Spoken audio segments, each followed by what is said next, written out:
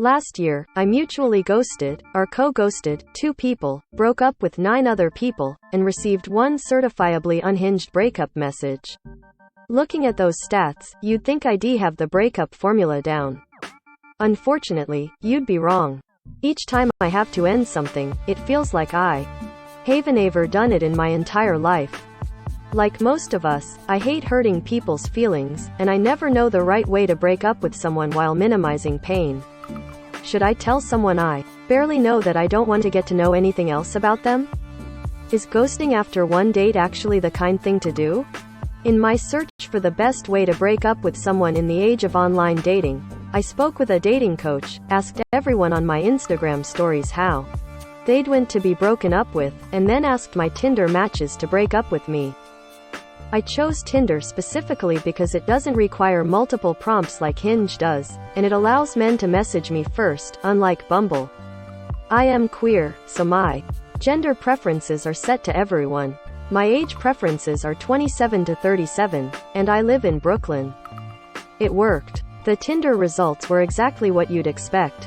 A ton of people ignored my bio and messaged me hey. A few sent over some cute, themed pickup lines in lieu of an actual response. One guy messaged, I haven't ever had an app breakup. Do you want to be my first? And I got a bunch of morbid joke answers. Like murder-suicide. Because God saw an opportunity, 3 people I've already met and broken up with in 2021 reached out to me about my prompt. One said they would like to be broken up with a short and clear text.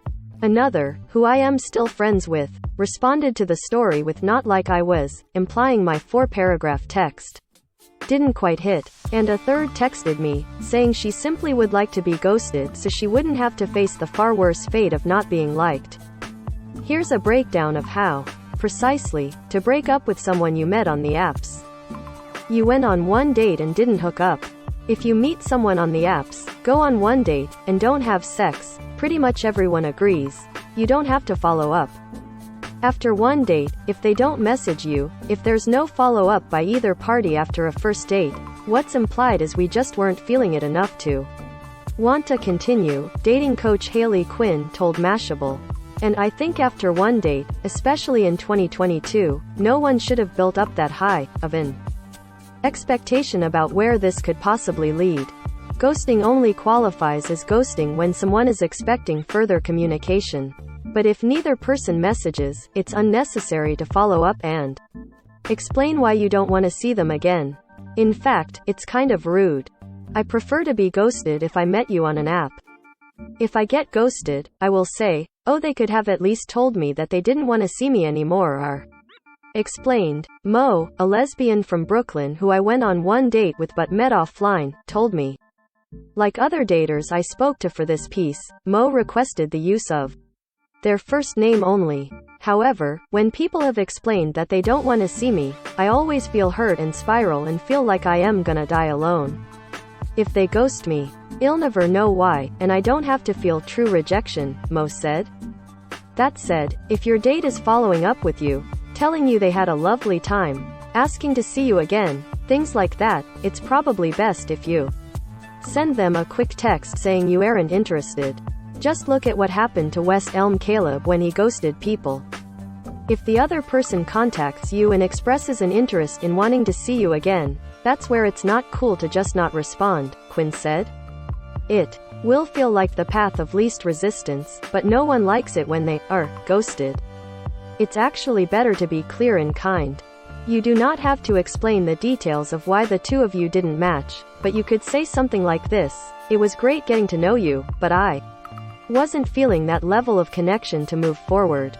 So, if you go on a single date with someone from the apps, you can either do a mutual ghost, or respond to their outreach with a quick breakup text. I, too, would prefer to be ghosted.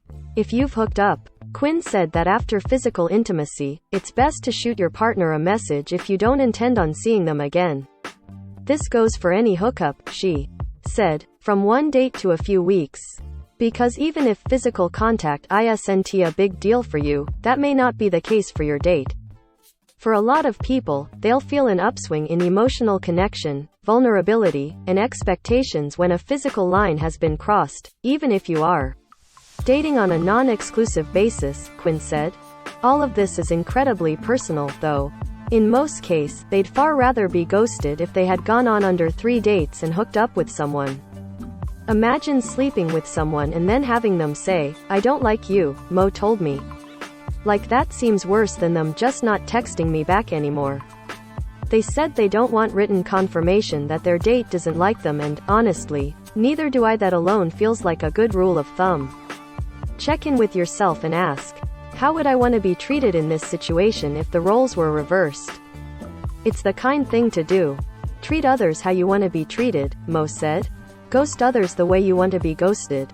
Tinder user Ronald agrees that a vaguely mutual ghost is a pretty good way to end things. His ideal way of being broken up with, however, is some version of, "Hey, you're great but I am just not feeling it. All the best." If you've gone on fewer than 5 dates. Virtually every person who responded to my Instagram story said they'd prefer to be broken up with over text, instead of in person, if they'd gone on fewer than 5 dates, and everyone has their own tactic for doing that. One friend said she liked to pretend she'd met someone else to soften the blow. Another said a short text is ideal, but that he doesn't need a "let's be friends" or any kind of drawn-out explanation. Quinn echoed that if you've been on fewer than 5 dates and haven't hooked up yet, a text should be fine. A Tinder user, Gerard, told me that any kind of message is ideal. "Just shoot me a text to end it," he said. "I was just ghosted after 3 dates and a sleepover and it's very dehumanizing. That's pretty much what Jess, a Tinder match, said she does. I think I would probably just be honest, either at the end of the date or over a text message. Depending on what makes more sense in the moment. Something along the lines of, 'It was nice to meet you. I don't think I am feeling chemistry, but you seem like a nice person and I wish you luck in your dating journey.' If you've been seeing each other for months but are still non-exclusive. If it's been more than 5 dates, you can still send a text, but offer to meet up in person or chat on the phone. Even if you've got the get-out clause of non-exclusivity, I think it might not feel emotionally true to a person to just cut things off," Quinn said.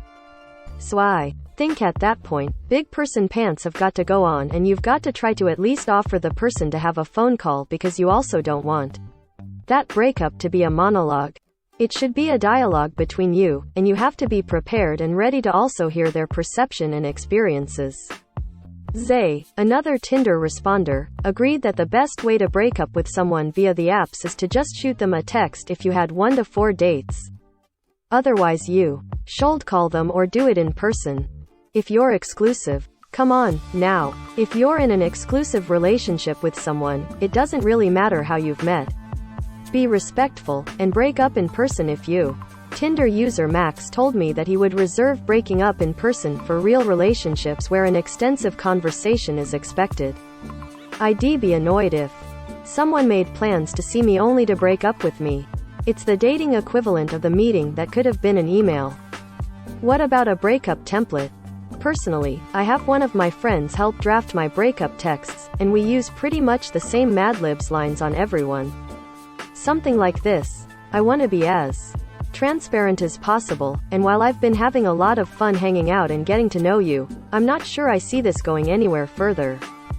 One person on Tinder who preferred to be anonymous also uses a formula, and sent me his breakup template. It's a true work of uncomfortable art. It appears he searched his notes app for the word sexy, which tells me a lot. I wouldn't recommend this strategy. Something about being called sexy in a breakup text gives me such a rush of violent cringe that makes me want to delete the apps entirely. There isn't anything inherently wrong with a go-to breakup strategy, though. Quinn said that there is a pretty standard formula for a breakup message in the early stages of dating. And, for that, a template is helpful. But once you start venturing out into longer-term relationships, toss the template away. For those later stages of dating, people will always respond best to something that's personal to them, Quinn said. So whilst it might feel more comfortable to you to sort of shield yourself behind a stock breakup message, if you can make it personal, it will resonate better with the other person and it'll be better communication from you as well. Overall, it really boils down to what Tinder responder Ben told me. The apps are just a means to meet people. You break up with them the same as you would a relationship that started anywhere else. While that seems like sound advice, no matter how you meet someone, preparing to break up can still cause anxiety. In the best case scenario, a dating app match will lead to a long-term relationship. But in the absence of that, I'll stick to hoping and praying that we both mutually ghost.